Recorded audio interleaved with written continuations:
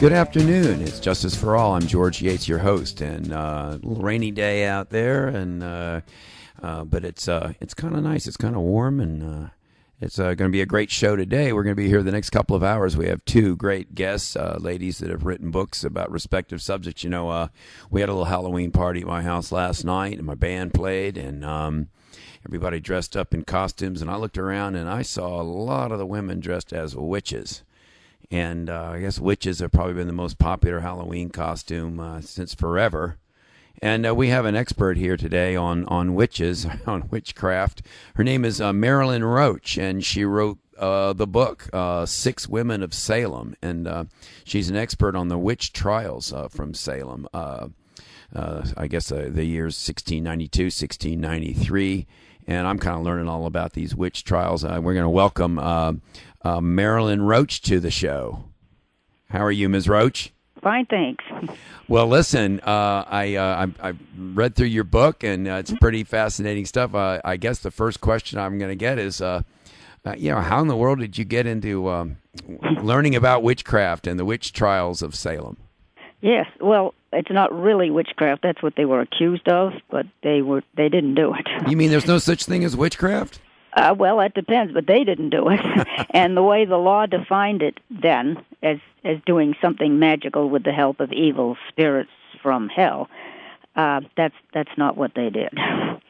What they did denied they it. do? But, pardon me? Oh, well, they were apparently at odds with their neighbors to begin with. It didn't help if you had a quarrelsome reputation, although not all of the accused did. And Rebecca Nurse, one of the six in the title there, was a full member of the church, and most of the neighbors seemed to like her. It was a little different in 1692 than previous outbreaks or individual accusations. Ordinarily, it would be an older woman who didn't have a lot of support from her family. She was widowed, maybe, or didn't have any children nearby who could help her. And maybe asked the neighbors for too many favors and kind of wore out her welcome, or at least they thought so, as they were tired of giving her charity. But that was not the case in 1692 necessarily. Well, this whole witchcraft thing, I know there's so many myths around it. I know we. Oh yeah. What is the?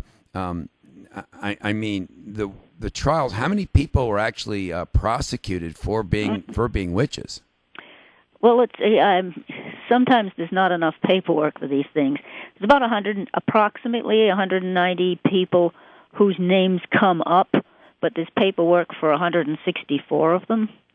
But there were in all 52 trials, of which 30 people were found guilty.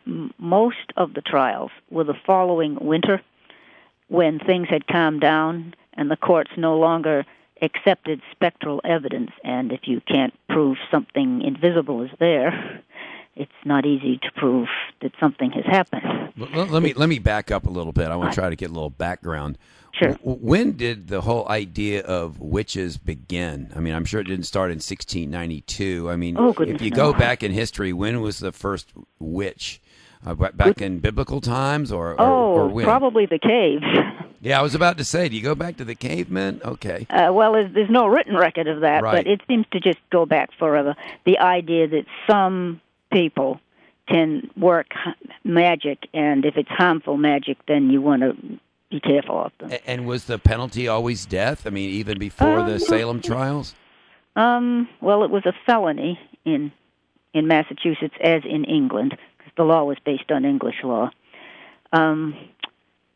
Some places, maybe, if there was a lesser result of the magic, like the cow dies instead of you, they might lock them up for a length of time, and in the second such infraction, it would be death. So there were laws on the books in England against witchcraft. Oh, yes, definitely. And did they? So a witch was accorded due process. She was allowed, and there were some male witches too, right? Oh, yes. Well, yes, it's mostly women are accused, but there are 5 or so men in 92 that were executed. And so they would go to trial, and would there be a jury trial? And did they have? Oh, yes. It was due process. Yes. And there was a judge, and then he would have a defense lawyer. Nobody had a lawyer in criminal cases yet in those days. In civil suits, somebody might be an attorney for you, and there were a few people from England with legal expertise who handled civil cases, but it was not the custom yet in England even. So there was these lawyers in criminal. These ladies did not have representation. No, you could theoretically speak for yourself. Not that anyone is listening at that point, but women weren't encouraged to speak up in public, so they didn't have a lot of practice with this. And those who tended to speak up for themselves were considered kind of bossy and argumentative. Right. Was there a prosecutor? There's a king's attorney, so that's like a district attorney. And then who was the judge or a magistrate or what? There was a board actually of 5 or 6 at a time for this, and the justices were supposed to look out for the defendant's part and advise them, generally speaking, in any case. But it was kind of they'd made up their minds for this. But yeah, it went through warrants and arrests and hearings, which is where most of the dialogue that's been preserved comes from, because people frequently took notes that have survived with the questions and their answers. So that's how you were able to do your research. There was some transcript evidence from these trials. Yes, they were saving it for the grand jury and later, but yes, there's quite a lot of it with this. Which is very handy. Not all of it survived, but there is a great deal of it. So you actually get people's voices speaking back and forth. And sometimes there's more than one person taking notes at the same questioning. Of course, there's a lot of confusion in the room because the witnesses are having fits from the invisible entities, they say, that are assaulting them. But so they make notes of different parts, and you can compare and see how they heard it or tried to remember it. Some of them knew shorthand, so that helped. But it's good to get their voices. I'm in Virginia Beach, Virginia area right now. Actually, our studios are here in Chesapeake, but there's actually a Witch Duck Road in Virginia Beach. Were there trials in other colonies at this time, or in Virginia, for instance? Or did your research lead you to have these witchcraft hysteria happen in other states, other colonies? I forget the name of the woman in Virginia, but yeah, it had to do with the Witch Duck Road. Okay. And did they actually duck the witches? I know that's kind of what everybody thought. I think they did with her, but it wasn't legal in Massachusetts. Oh, okay. It wasn't legal in Connecticut either, but that same year, 92, there was a very much smaller outbreak in Connecticut where neighbors got hysterical about their suspects. And some of the defendants there did request to be swum, as they said. Tell me about that. What is that, the swum or witch duck? What is that all about? How does that work? They tie you up, hands and feet together, I think, so that you can't exactly do the backstroke, and toss you in the water, and if you think you're innocent, and if you float, you're not. But it wasn't legal. I think they did do it. I believe she floated, which was kind of lucky because it means she didn't drown. And the authorities were appalled at that because they considered it superstitious. Those suspects outlived the panic and were not executed. So if you floated, you were a witch? I believe so. The water was rejecting you. And so then they didn't just take you out and hang you then? Well, they did, yeah. Well, I'm sorry, I'm laughing about I believe being they hung, did tie them to a rope so you could haul them out, but you just hope they do it in time. Well, I guess I've got 2 questions here. I'm going to go one after the other. First of all, I think how in the world did you first start doing this? And the second thing I've got is what started this hysteria? What was it that 1692? It was a very short-lived sort of hysteria, right? I mean, it began and ended almost or immediately after it started. What was the reasoning behind all of this hysteria? Well, it was a very nervous sort of time because there was smallpox starting up, and there were frontier attacks coming out of Canada and the and the Maine woods against the outlying settlements, and in New York, too. So this was an ongoing thing between the French settlements and the English ones, and the native population who was siding with the French and had reasons to be aggrieved, of course. But that could happen, and there's privateers at sea, French licensed ships taking New England licensed ships and vice versa. The economy is not doing well because of this. England had only just that year restored the Massachusetts Charter, which made us, our Commonwealth, legal to operate. All of the charters had been voided when the King came back after the Commonwealth period, after the civil wars in England, and then restored as the entities like colleges and colonies and businesses proved their loyalty. And Massachusetts was a little more prickly than most, so it took longer.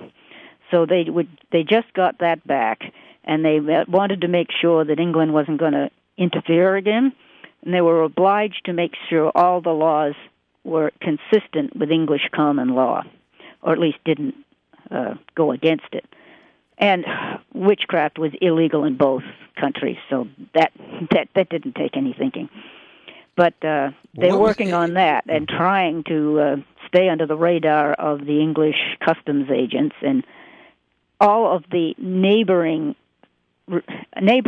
resentments and old gossip that had simmered in the Salem area was no help to this. But the spark that ignited all these confusions was an unexplained illness of some young girls, 9 and 11, who the daughter and niece of the minister in Salem Village, which is the rural part of town. They're acting oddly. They say their heads hurt, their stomach hurts maybe, and then they're making funny odd noises, crawling under the furniture and sort of getting into corners. And, Puritan parents don't take a lot of nonsense, but this seemed to be some actual malady to the adults. And they try home remedies, and that doesn't work. And then they call in the doctors. So the medical men try to figure out what's wrong with the girls. They can't figure it out. And finally, one of them says, well, they must be under an evil hand, meaning an evil spell. And the neighborhood starts wondering, well, who cast the evil spell? So it was a doctor. Yeah, an actual doctor. Well, listen, this is George Yates. Our show is Justice for All, and I'm here with Marilynne Roach, if you've just joined us. And she's the author of 6 Women of Salem, and it's about the Salem Witch Trials. You live near Salem, is that right? Yes, not far from Boston, and there's a commuter rail that goes up there. Right, and of course, this is still big business in this area. Tourists come there every year to learn all about these trials, and you're an expert. I mean, that's what people hear about. It's kind of fascinating to them. Oh, yes. But this whole witch duck idea, which that's one of the biggest myths, then, I think, because that was outlawed in Massachusetts. That never happened up there, that witch duck stuff. Well, not officially, certainly. Right, okay. It was sort of a custom in England and the old countries. How many women were actually, or men, were actually hung and executed as a result of being found guilty of witchcraft? Right. 19 were hanged. Actually hanged. And what year? Was this all in 1692? In 1692. And how many people were found innocent? What were the defenses? Some people were found not guilty, right? Yeah. Well, actually, yeah. Let's see.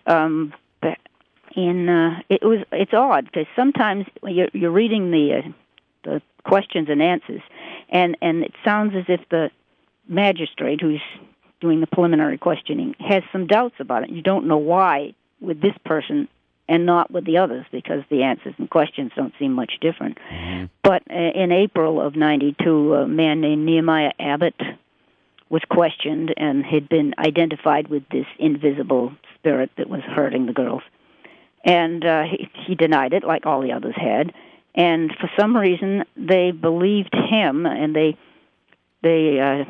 brought the proceedings out of the building so that the light was better. There's no electricity, of course. And the girls stare at him and say, well, he looked something like the spirit that had been after them, but it wasn't exactly the same guy, and he got to go home. Huh. Did anyone ever confess? Did anyone actually come in and admit to it? Several people confessed because they confessed to being witches.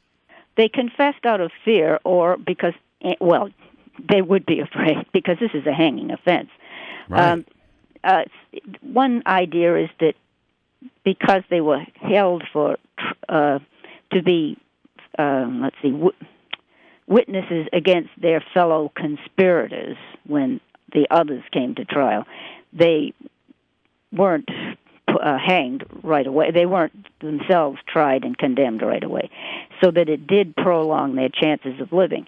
But also the testimony of some of them afterwards, later on, said that they were just so afraid out of their mind that they didn't know what they had said. They remembered someone beginning the proceedings and mentioning the king and queen in some legal lease that preceded this, and after that they had no idea what was said, and they had confessed out of complete confusion, and they were trying to retract that.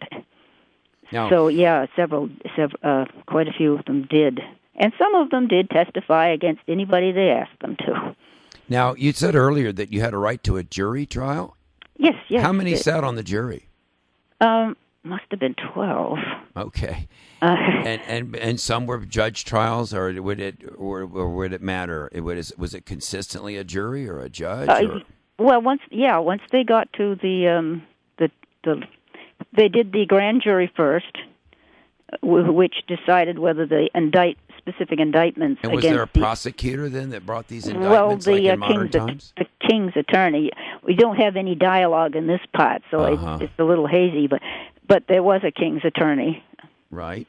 And the clerk of the court, king's attorney, and the grand jury. There's no judges there then, but apparently the witnesses were there, which meant some of them probably had fits, which wasn't usual in witchcraft accusations, but in 1692 it was kind of the trademark of the way things were going. Well, now at some point they outlawed the statute against witchcraft was overturned at some point, right? Oh, yeah. Well, in the course of rewriting the laws that same year, after September, which was a terrible month for things going on, the government pulled back and decided to suspend the trials until England could advise them what to do. And on their own, they got rid of the spectral evidence part and resumed the trials themselves the next January, when nobody was hanged from those. Just because what is spectral evidence? I mean, what is spectral evidence?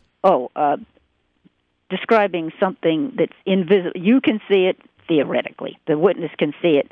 It's invisible to everybody else, and the only person who can corroborate this, because there's supposed to be two witnesses to an act, is somebody else who is being afflicted, presumably, and sees the same spirit. But as they said, the devil is a deceiver. You can't be sure that what they see when they're seeing the invisible world is accurate or not.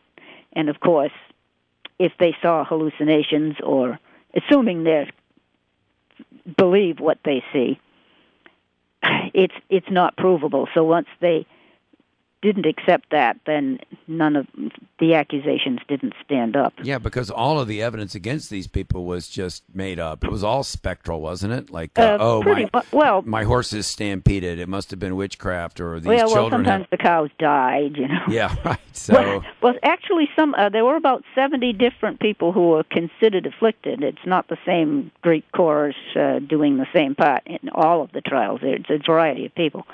But and not all of the so-called afflicted people were witnessing in court, but at least 3 of them died in the course of this. So that's the actual death from something else seemed to prove their worst fears, and that didn't help at all. But once the government pulled back in October, and before they started the trials again in January. This is January of 93, then they started back up. Yes. And then after the trials started back up in 93, I guess the spectral evidence had been banned. So after that, they really couldn't convict anybody, could they? Well, so nobody hung after that.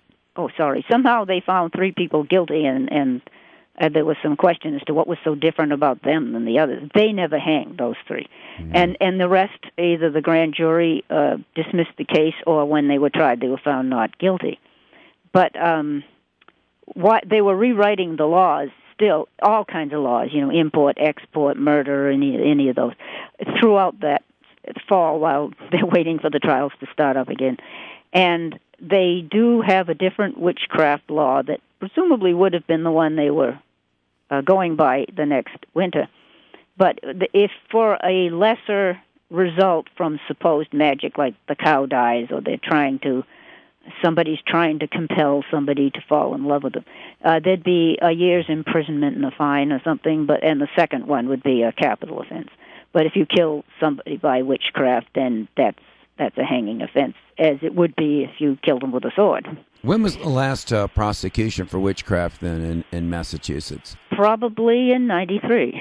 1693. Yeah, because a couple of years after this... Who was the first one to be prosecuted? Was that 1692? Oh, no. What you mean in Massachusetts at all? Right. It was maybe the 1640s. So it had been going on for a long time. Oh, yeah. Well, it had been going on in England before that, wherever they came from. Right. Well, your book is called Six Women of Salem. If you've just joined us, I'm George Yates, and this is Justice for All, and I'm here with Marilynne Roach. And it's really a great book, Ms. Roach, from the standpoint that your book starts out with your characters. You chronicle really six women who were in the middle of all of this. Some of them were prosecuted. One of them was hung, actually. Two of them were hung. Yeah, Bridget Bishop and Rebecca Nurse. Right, and I guess one of them was a slave from the, West Indies, who many people consider was sort of the origin, right, of some of this hysteria. That's a theory, yeah. That's the theory, yeah. But you start really in the 1620s, right, with the Puritans in England and how they ended up even coming to America in the first place, don't you? Well, yes, because Rebecca Nurse, for example, was born in England and came over as a 15-year-old girl with her family. Right. Well, we're going to take a break here in just a couple of minutes here. So, and when we come back, we'll be with Marilynne Roach for another 30 minutes, and we're going to discuss some of these trials. Why? And just very briefly, Ms. Roach, before we come back, we'll focus on the women. Why did you choose these six women? Their varied experiences seem to cover the map of what people went through who were involved with it. Right. Because they were so different. All right, when we come back, we'll talk some more about the Salem Witch Trials. We're with Marilynne Roach, and this is Justice for All. We'll be right back after these messages. We don't need an Ebola czar. We need somebody at the CDC who's not a political appointment. Mr. President, stop hiding behind all of your cabinet members that you haven't even met. Stop hiding behind all of these agencies. You know who's in charge? You are, sir. You spent $1 billion for the job. Now do the damn job. You're in charge. The buck stops with you, period. Glenn Beck, weekdays, 3 to 6 p.m. on K-Talk 1650. The place for authentic Indian food is the India Palace. They feature authentic Indian cuisine, have a party hall, and do catering and banquets. Open daily for lunch and dinner, they showcase an excellent lunch buffet at their Chesapeake and Virginia Beach locations. Visit their two locations at 1437 Sam's Drive in Chesapeake off of Battlefield Boulevard and 5600 Virginia Beach Boulevard in Virginia Beach, and online at IndiaPalaceVB.com. On Facebook, look for India Palace Virginia Beach and India Palace Bar and Grill. Dine at the India Palace today.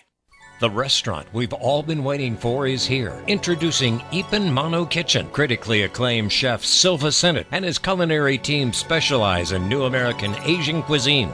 The very best in Chinese, Japanese, Thai food with an American flair. Open daily for lunch and dinner, Ipan Mano Kitchen is located inside the Patrick Henry Mall in Newport News. Call 249-0033 and log on to ipanmanokitchen.com. Find them on Twitter at Ipan Mano.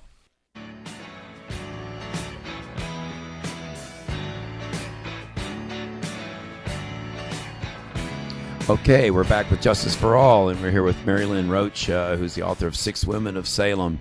Tell us a little bit about your book, Ms. Roach. How did you it's very well researched. It's a very thick, very interesting book. How did you get started in researching and writing this book?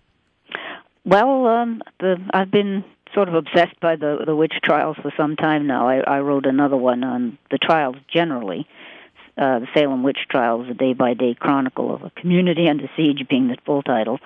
But a biographical focus made the individuals that were being treated, I hoped, would make them more real as individuals, as an actual person, because it's a large cast of characters if you try to look at the whole trial. And, of course, if you lived through it, it was all quite personal, or didn't live through it, and then it was even more personal.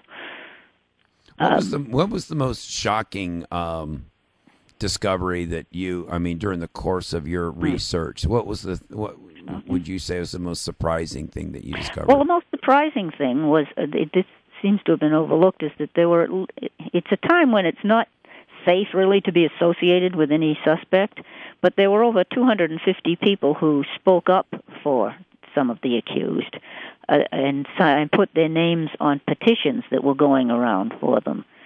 Let's see, Rebecca Nurse and John and Elizabeth Proctor, their neighbors, signed petitions on their behalf. I mean, they put their name down in print, and they're still in existence, so you know who's on her side. And some people have left depositions as to their good character and the unlikelihood of their being in the devil's snare. So it didn't help poor Bridget and poor Rebecca, but at least some people did stick their necks out. And why do you suppose that happened? Why was it that people came and spoke up? That had good reputations with the court and with the jury. They weren't believed. Maybe the court and the jury just didn't know them personally, so that the supposed evidence sounded more damning. Mm-hmm. There were others who had people supporting them, helping with a jailbreak or two. Some people escaped and hid someplace else, like New York, until things blew over. And they just left town, huh? They left town. Yes. Oh, okay. It helped to have money to make distance more available. And so the people that you focus on, why don't you identify them? There's 6 women. What are their names, and why did you choose them for your book? Right. Okay. Well, in rough order of age, Rebecca Nurse, she's married. Her husband's still alive, so she's not an abandoned widow. She has a family of grown children, so her children have survived, and they're married and living nearby. And they're very supportive of her. They were very fiercely in her favor. They were circulating the petition, for example, and getting other papers in her favor. And she's a full member of the church and has, as far as I know, a good reputation, as a good person. She did have an argument with a neighbor over the pigs getting into her garden, but that sort of thing can be quite damaging to the crops. So she does actually hang. Bridget Bishop didn't seem to have anybody to speak up for her, including her third husband, whom she's married to at this time. The second husband was apt to slap her around, but she hit him back. So she had kind of a combative reputation, but I say she knew what self-defense was. But she had been suspected. She hung too, didn't she?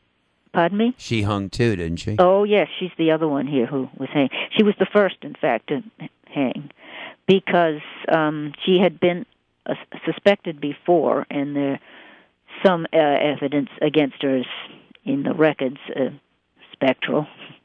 But that case was apparently dismissed when it got to the upper court because she's still alive in 1692. I know we talked earlier about the role of men in all of this. Now, were all of the judges and juries composed of men? Oh, yeah. And most of the accused were women? Most of them were accused. So some of the witnesses most of the afflicted were women, too, unfortunately. The afflicted? You mean the folks that were the victims of the witchcraft? Supposedly they were the victims of invisible spirits, yes. Did any men hang as a result of being accused or being convicted? Oh, yeah. Let me see. Well, John Proctor, who's the man in the hero in the Crucible, let's see, Reverend George Burroughs, John Proctor, John Willard, George Jacobs Sr., an old man. Let's see, Samuel Wardwell, who did make the mistake of telling fortunes for his neighbors. That kind of backfired. Uh-oh. And Giles Corey, who wasn't actually tried because he absolutely refused to cooperate with them. So they decided to use the method, legal in England, of pressing, which is to say applying heavy weights to somebody until they agreed with whatever. But he didn't, so he died. And so these were men that were accused of being, I thought I thought women were witches and men were warlocks. It's sort of a later term. Okay. Sometimes they refer to the men as wizards, but they're all working for the devil, supposedly. So the term witch covers them all. So at least 4 or 5 men? Is that how? Yeah. Okay, and they were and there hung were others who or were pressed. suspected but didn't get condemned. Amazing. Or outlived the panic. Because I think that's a misconception. I'm not sure people are aware that men were also accused of being witches. Because so that's Mm-hmm. What are the biggest myths that you might have discovered that people consider about these trials that wasn't true? Well, they do still refer to witch burning, and that was not the case. They were never burned at the stake. No, that's on the continent of Europe, but English law and in New England, felonies earned you a hanging. Now, when did witchcraft prosecutions end in England? I think they continued, didn't they, after 1693? Yes, they did. Into 17-something, that new law against witchcraft that I mentioned, as they defined it late in 1692, when it and all the other revised laws was sent to England for approval. The Privy Council didn't allow that one and some other on a technicality. It wasn't that they didn't think that there would be witches in New England, but there was a technicality in some part of it so they disallowed it. And instead of rewording it, Massachusetts just ignored it. So from about 1698 or so, we have not been protected against evil magic that way. And it seems to have worked out okay. If you've just joined us, I'm George Yates, and I'm the host of Justice for All. We're here with Marilynne Roach, who's the author of 6 Women of Salem. We're talking about the Salem Witch Trials.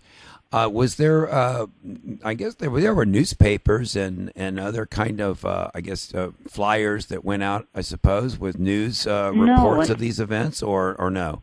Well, unfortunately, there weren't any newspapers yet, although there was some mention of it in the English press when news trickled over there in the fall. And how were these events reported then in the press? Or at least just that there had been an outbreak of witchcraft, and isn't it awful? But I don't think there weren't any newspapers in Massachusetts at this point yet, unfortunately, because that would be great. So it wasn't like the news would spread like, oh, all this is going on in Massachusetts, and because there wasn't, people didn't run. Well, they didn't tweet. Exactly. Word did get out, though, because individuals' letters, there were merchants corresponding back and forth, from between New York and Boston, and government people must have mentioned it because there were those refugees in New York, the ones who had managed to escape. And there was a convocation of ministers in New York trying to think what's the best way to deal with this sort of thing if it happens. And they sent a letter of advice back to Massachusetts. I think one of the, was he a New England man? He wasn't a judge at this point in Massachusetts, but he asked the outsider's opinion, and they sent it belatedly about not jumping to conclusions, I think, but by then things were calming down. So people were aware of it, and they were aware of it in Connecticut because somebody's hired girl got overexcited and accused a neighbor, and the local magistrates, although they had to at least question the suspects there, they made a point of slowing down with this specifically so they wouldn't get into the confusions from that Massachusetts was experiencing. You discussed earlier Rebecca Nurse and Bridget Bishop. There were the two women who were hung for their crimes of witchcraft. Yes. What about? I know you mentioned four other women: Mary English, Ann Putnam Sr., Tituba, and Mary Warren. Right. Who were the most interesting? What were the most interesting characteristics of those four women? Okay. Well, Mary English was the richest woman in Salem, so it wasn't just poor, defenseless people who were being accused. She couldn't hire the best lawyer and get there out were of no it? lawyers, remember, for defense. She was accused. Her husband was accused of soon after. He's the richest man. He's also from the Isle of Jersey and speaks French at home. So there might have been some resentment because French-speaking Canada was attacking on the frontiers. Also, he tended to sue people at the drop of a hat. That didn't endear him any. So she was not convicted or did not hang in any way, right? No, because they escaped. Oh, where did they? Oh, because they had New the York. money, so they bailed out to New York. Presumably, yes. They're just sort of not there. They were in Boston, and they were apparently able to get out of the jail in Boston because Salem couldn't hold them all. They were renting better quarters in the jailer's house, which you could do if you had money in those days in England and over here. And then suddenly they're in New York, so something happened in between that was interesting. And Ann Putnam Sr. is another character. And, yes, she's not accused. She suspects just about everybody. Oh, she was an accuser. Oh, yes, big time. She especially distrusted Rebecca Nurse, unfortunately, and reported her specter attacking her. And she seemed to go into some kind of a trance, spasms or something when she was successful in having Rebecca Nurse hung then. Yes, unfortunately. And what about who was Bishop's accuser? Bridget Bishop's accuser. Several people. Mm-hmm. And so Tituba, now she was the slave. Yes, belonging to the minister's household. So she was one of the first to be named back when the only two girls were afflicted. Did she bring back stories of voodoo and all this kind of stuff from the West Indies? It's a good question. I mean, that assumption seems to go back to the 1840s when Charles Upham wrote the first long history of the witchcraft trials, mainly because she was from the Caribbean, and it was kind of you assume she might know about these things. Right. But the only bit of magic that she can definitely be associated with is some English folk magic charm suggested to her by a white English neighbor that was supposed to reveal who the guilty witch was that was supposedly afflicting the two girls in the parsonage. Right. So she went through the motions with some rye flour, and the dog eats it, and that's supposed to hurt the witch. Right. If you've just joined us, we're here talking about the Salem Witch Trials, and I think it's worth repeating that the original start of all this scare and hysteria apparently started with these 9-year-old and 11-year-old little girls, apparently, who had these strange fits, they called them, and they must have come from witchcraft, right? So, well, that was what the doctor thought. Yeah, doctor thought that, and that's really what started the hysteria. And I guess my question is, what stopped it? Was there something? Would all of a sudden somebody just start saying, "Wait a minute, this is crazy"? We need to come to our senses, or is there any evidence as to what all of a sudden ended all of this? Well, certainly the accused said that that's not what's happening. That I'm not doing this. I'm innocent of it. I think but not before 19 of them were hung, and then it stopped. Right. So somebody, and there were more waiting in jail to be hanged. Right. But I think there was enough opposition, like all of Rebecca Nurse's relatives, that finally there were enough people to be listened to. Besides the fact that every time there was a hearing or an arrest or something, it didn't seem to slow down the supposedly diabolical forces. There were just more and more suspects. Gossip is quite powerful and right. long-lived. So it was almost as if they realized that these trials are increasing the reports of spectral evidence, and they realized that this is just fanning the flames as opposed to doing anything about it. Correct, and that's when they asked England for advice, which didn't come until it was too late, and the advice was do what you think is best. It was also, I don't know, cooler weather maybe, but because it was October, which would be the quiet month in the trials, and it's now quite active in Salem with the tourists. But all of this court business was interfering with people's ability to be on the farm, to do what they needed to do also. Yes. That might have had part of it. One woman, soon to be widowed, Willard's wife, said that she didn't have a man at home to bring in the corn, and she was hoping they'd let him out of jail long enough to take care of the crops, but that did not happen. And the last of the six, since you asked, was Mary Warren. Right, Mary Warren. Who is she's she? About 20 or so. She's a hired girl. She doesn't have a lot of prospects for the future unless she can find a husband who can do better than just be a servant somewhere. She's working for the Proctor family, John and Elizabeth, and their many children. And Elizabeth's his third wife, so the children range from like 4 to 30. And she at first thinks she's afflicted. When the news of some afflictions and fits go around the neighborhood, others get overexcited. I'm assuming they're convincing themselves of whatever it is. And she and some other older, the first were 9 and 11. Most of the girls, so-called, were 18 and 20 or so.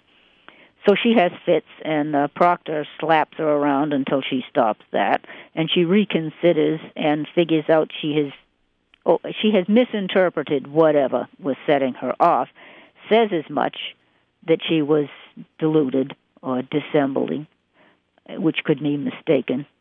And those who consider themselves to be afflicted still think this is kind of a criticism of what they're doing, and they accuse her of selling out to the witches and the devil in order for the pains to stop.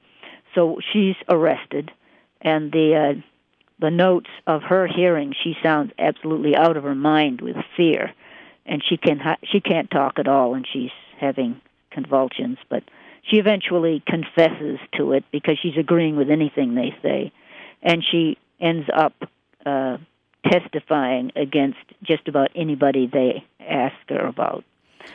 So she actually survives because the furor calms down, but every choice she made was the wrong one.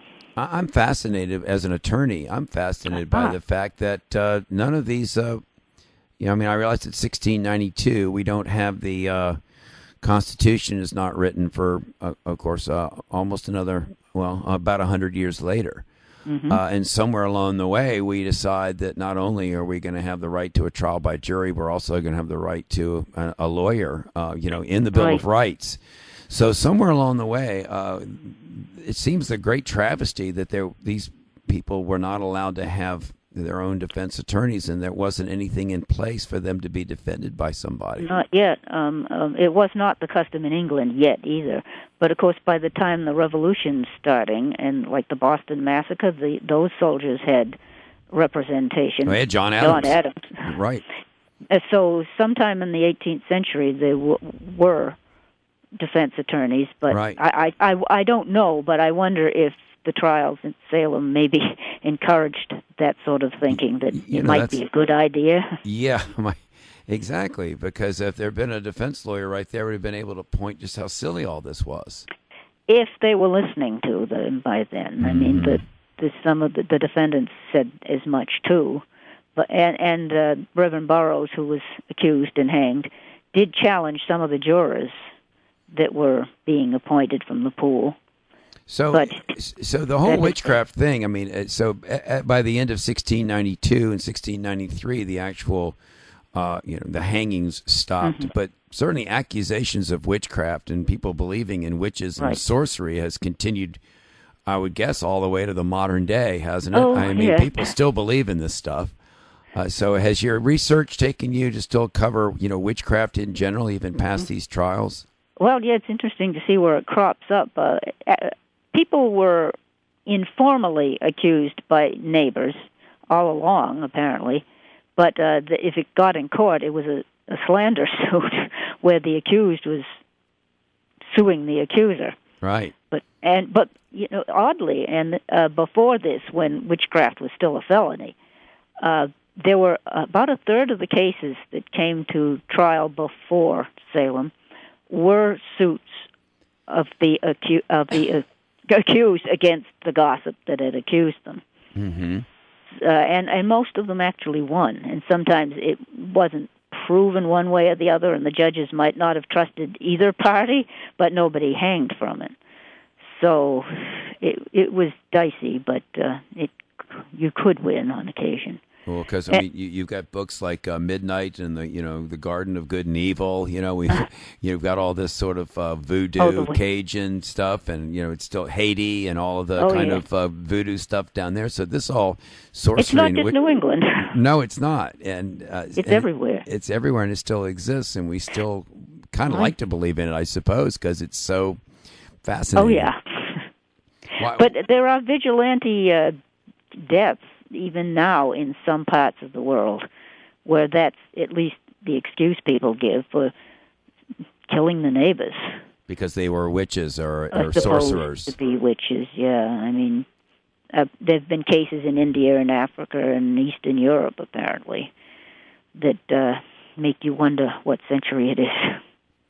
Yeah, we're here with Marilynne Roach, and she's the author of 6 Women of Salem, about the Salem Witch Trials, and this is Justice for All. We have just a few minutes. Are you still involved in this? Are you writing another book on this subject, or are you moving on to new subjects? I'm taking notes for something, but we'll see what the editors would like me to do next of the various projects that have been suggested. Right. Now, you've written 2 books about this already. About this. And, yeah. And how many years did you research this, and what did your research consist of? This is very painstaking stuff. When you read this book, it's accurately researched. Obviously, it's indexed. I do try to back up my statements with a note. So how long did you take in writing and research and writing these books? Well, the first one that tried to do the whole trials, everything and everybody, took actually 27 years. I'd invested so much time that I couldn't stop, or that would have been wasted. And in the course of it, while I was doing it, more information kept turning up, so it was just as well it took that long. But the really getting into it began with the bicentennial of the American Revolution, when all sorts of local history was re-examined and emphasized. So that's when I first went up to Salem to see what was what. And 1976? Yeah, that's right. Now, these records that you research, are they like in the courthouses, or are they in libraries, or in where? Various institutions have them. The Massachusetts Archives and the Peabody Essex's Phillips Library, Essex County Courts. But a lot of these are online. I don't have the URL, but the University of Virginia's website on the Salem Witch Trials Transcription Project, I think if you Google that, you should get it, has, transcripts and images of the originals and other information like from books that are in print of other court cases that were happening about ordinary things, and the books that were published at the time discussing whether the trials had been a good idea or not. In commentary, that's a great website to get into the originals. The University of Virginia. Yes. So you spent 27 years researching the first book, the book on the trials, and that has a lot of the accounts of the trials. And then you apparently had some leftover research during the course of it. You had actually had a chance to research these 6 women. It was suggested I do something biographical like that because I had the information anyway. And then I found I had to fill in all the holes and the gaps and look up to the missing pieces where I could. So it took about 5 years, I'd say, for this one. So do you teach classes in this? I mean, it would seem to be you could have a university professorship regarding witchcraft and the trials. That would be nice. Anybody out there? I don't, but that people have mentioned courses. Yeah. So, and you live right there now. This Close. we call it the Salem Witch Trials, but it's not just limited to Salem, Oh, Massachusetts. not at all, no. Wasn't this all? This was pretty much statewide, right? And also Well, into yeah, Connecticut and so on. Yeah, well, Salem was the county seat. So the trials were in Salem, but the Yes, offenses and were outside of Salem. Well, yeah, the Salem Village and Salem Town, and then it spread to Andover and other towns in Essex and Middlesex County. Was Boston also? Yes, there were a few from Boston. It wasn't as widespread. It was a couple of people who were sort of known, like John Alden Jr., who was a military man and a mariner. He was mentioned by some of the afflicted girls, but he was kind of a known person, like not a politician, but a military leader. But there were a few cases in Boston. They did not hang. There had been cases in Boston before '92. What did happen to the slave? She seems to me the one of the most interesting characters. Was she put on trial? Finally, in the following May of '93, and she was not. I'm trying to think if the case was dismissed with the grand jury. I think she was just found not guilty for lack of evidence. And of course, you had to pay your room and board for being in jail. How'd you do that if you were in jail? Well, your relatives had better come up with it. And of course, her own owner, the minister, didn't want her back because she'd been in his household, and that's where it started. And the fact that this devilish stuff started in his household was a huge embarrassment, and he didn't want her back. So he didn't pay the fees, and she was sold to some unknown person to pay the fees. And apparently she's still in the area because Robert Carr, who wrote a critical book about the trials afterwards, apparently spoke to her or talked to someone who had, where she was saying she was innocent, but she got whipped and finally she confessed. Although at her hearing she's saying she's innocent, and then by the end of it she seems to have confessed. So there's a lot of information, but there's always these holes in it that you wish you could be a fly on the wall. Well, it's been a pleasure having you on the show today, Marilynne Roach. My pleasure. And I'd like to thank you for coming on the show. And I'd like to, in closing, let everybody know that the book that she has written, and I read this book, and it was really a very informative and fascinating read. It's called 6 Women of Salem, The Untold Story of the Accused and Their Accusers in the Salem Witch Trials by Marilynne K. Roach. And her earlier book is called what? The Salem Witch Trials, a day-by-day chronicle of a community under siege. Very well researched on both of these great books. So thank you for being with us, and thank you. We will be moving on to the next part of our show in just a couple of minutes. Here, we're going to take a quick break after a minute or two. In our next hour, we're going to have the author of a book called Off Balance, The American Way of Health. And our guest is Dr. Layla Ali. She's a doctor of pharmacy. And she's going to, the premise of her book is that a pharmacist's perspective on why drugs don't work. So it's an interesting book on holistic healing and somewhat of an indictment on the big pharmaceutical industries and how the American way of life seems to be dominated by a drugstore on every corner. We'll be right back after this short break. We'll be with Dr. Layla Ali and talk about her book, Off Balance. This is Justice for All. I'm George Yates. We'll be right back after these messages. Excellent Italian food is found at Spaghetti Eddie's, a neighborhood restaurant with a great family atmosphere and delicious Italian cuisine. Define Spaghetti Eddie's. New York-style pizza, pasta, subs, calzones, soups, salads will bring you back again and again. Log on to SpaghettiEddiesPizzaCafe.com and visit them at Greenbrier and Western Branch. Quality Italian food is at Spaghetti Eddie's.